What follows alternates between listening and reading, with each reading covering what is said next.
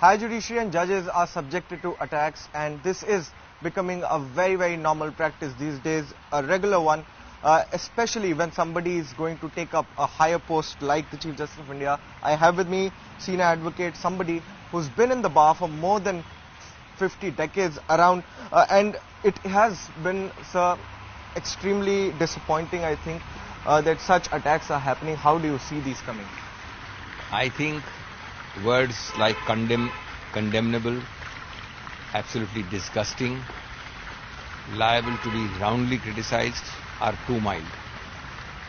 See, first and foremost, in cases where there are outstanding judges with absolutely no evidence, not a shred of wrongdoing, we tend to forget that these are voiceless people. They cannot have a press conference with you and start giving you responses. It is therefore important that you stand up for them. Yes, by all means, roundly criticize and deal with those few bad apples.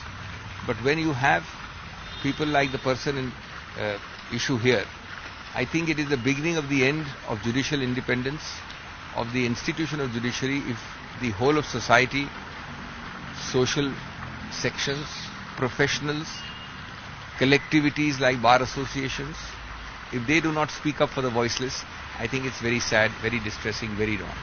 Secondly, while appreciating and supporting the Bar Council of India's initiative, I am sure other associations of eminence like the Supreme Court Bar Association, Bar Association of India and so many more should roundly condemn this kind of attempt to destabilize, to sensationalize for purely ulterior and motivated reasons.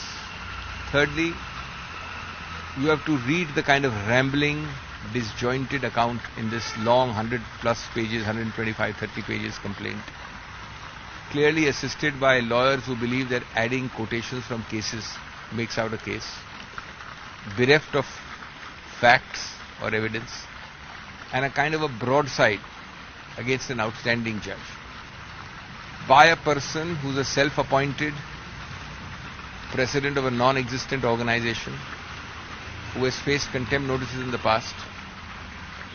I think it's very sad that people are, behaving like this. Clearly, and fourthly, there are always sections in our society who revel in this.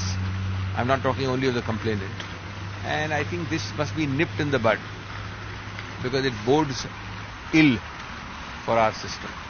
And unless we who are stakeholders in it do not speak up, then I think we are being very opportunistic and selective.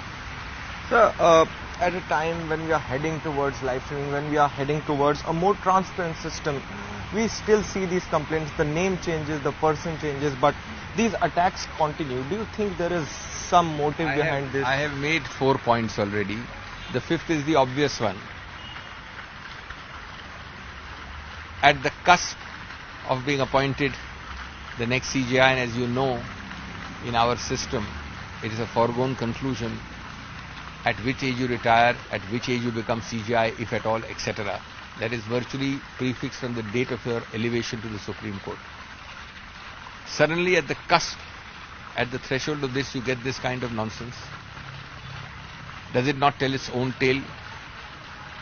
Is there not a obviously misguided, those small section assisting this person who's name lending? So I think it's sad, as I said, more condemnations like the Bar Council and individuals like us, stakeholders, associations, groups must come forth.